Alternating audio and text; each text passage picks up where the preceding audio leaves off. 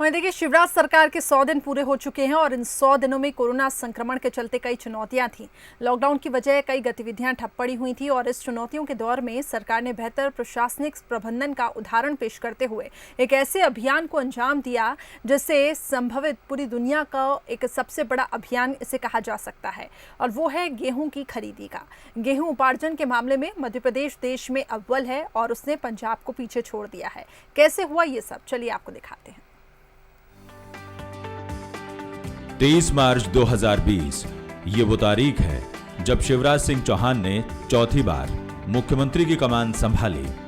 उस समय कोरोना संक्रमण देश में पैर पसार चुका था और लॉकडाउन लग चुका था। ऐसे में नई सरकार को दो मोर्चे पर काम करना था: कोरोना संक्रमण रोकना और थम गई गतिविधियों को फिर से शुरू करना। मुख्यमंत्री बनने के बाद सीएम शिवराज ने सबसे पहला फैसला गेहूं की समर्थन मूल्य पर खरीदी का लिया, क्योंकि किसानों के माथे पर चिंता की लकीरें थी। कोरोना काल में मंडियों में क्या व्यवस्थाएं होंगी, गेहूं की तुलाई कैसे होगी, गेहूं खरीदेगा कौन, तमाम सवाल किसानों के मन में उमड़ घुमड़ रहे थे। किसान पुत्र कहे जाने वाले शिवराज ने किसानों की इस मनोदशा को भांप लिया, मगर कोविड-19 की भयावह तस्वीरों के बीच किसानों से गेहूं खरीदना इतना आसान नहीं था। गेहूं की खरीदी 25 मार्च की जगह 15 अप्रैल से शुरू की गई थी। चुनौतियां बहुत सारी थी। खरीदी केंद्रों पर शारीरिक दूरी का ख्याल रखना, संक्रमण न फैले, एक बड़ा टास्क था। खरीदी केंद्र पर ज्यादा भीड़ भाड़ न हो और अराजकता जैसी स्थिति न हो, इसके लिए सरकार ने आउट ऑफ द बॉक्स जाकर काम किया। सरकारी वर्टिकल ढांचे को हॉरिजॉन्टल ढांचे में बदला गया, यानी जब आपको कम समय में रिजल्ट चाहिए होते हैं तो व्यवस्थाओं का दायरा बढ़ा दिया जाता है। ऐसे में कई सालों से 3000 खरीदी केंद्र बनाए जाते थे, इस बार 4529 केंद्र बनाए गए। गेहूं खरीदी की सतत मॉनिटरिंग जरूरी थी, इसलिए मुख्यमंत्री शिवराज सिंह चौहान ने 23 मार्च से लगातार गेहूं उपार्जन की समीक्षा की। 75 मैराथन बैठकें ली। नतीजा ये कि 129 लाख मीट्रिक टन से ज्यादा गेहूं समर्थन मूल्य पर खरीदा गया। ये मध्य प्रदेश के लिए ऑल टाइम रिकॉर्ड है और मध्य प्रदेश ने पंजाब को पीछे छोड़ दिया।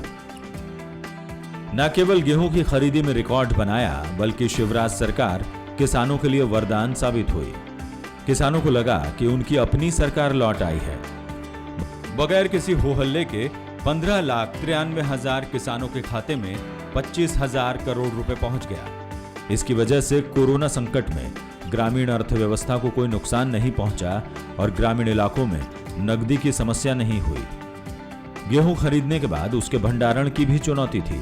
गेहूं परिवहन के लिए 10,000 ट्रकों की व्यवस्थाएं की गई और बारिश शुरू होने से पहले ही सुरक्षित भंडारण गेहूं का कर दिया गया।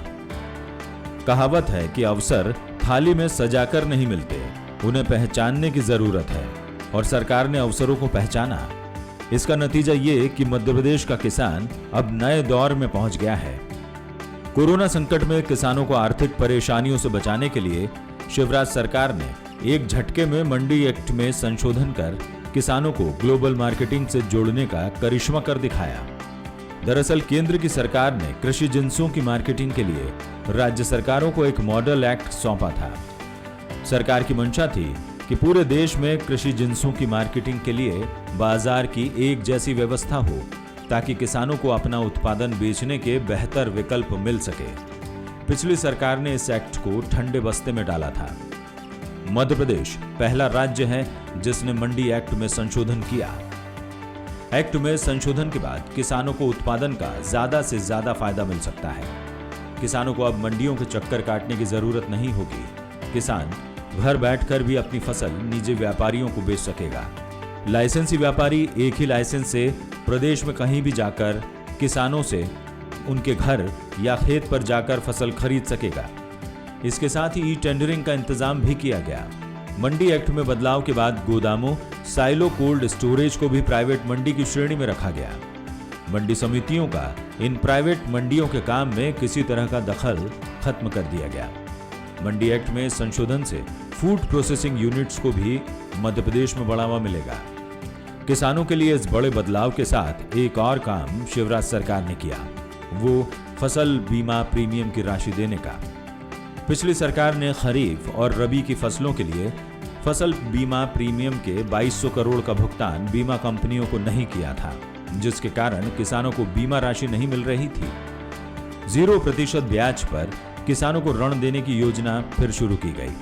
चना, मूंग, उड़द की भी सरकारी खरीदी की गई। चने में 2% तक तिवड़ा होने पर भी चने की खरीदी की गई।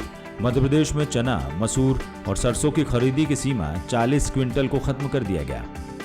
कोरोना काल में गेहूं उपार्जन का यह अभियान संभवतः विश्व के सबसे बड़े अभियान के रूप में देखा जाएगा, जिसमें 5 लाख सरकारी कर्मचारी जुटे।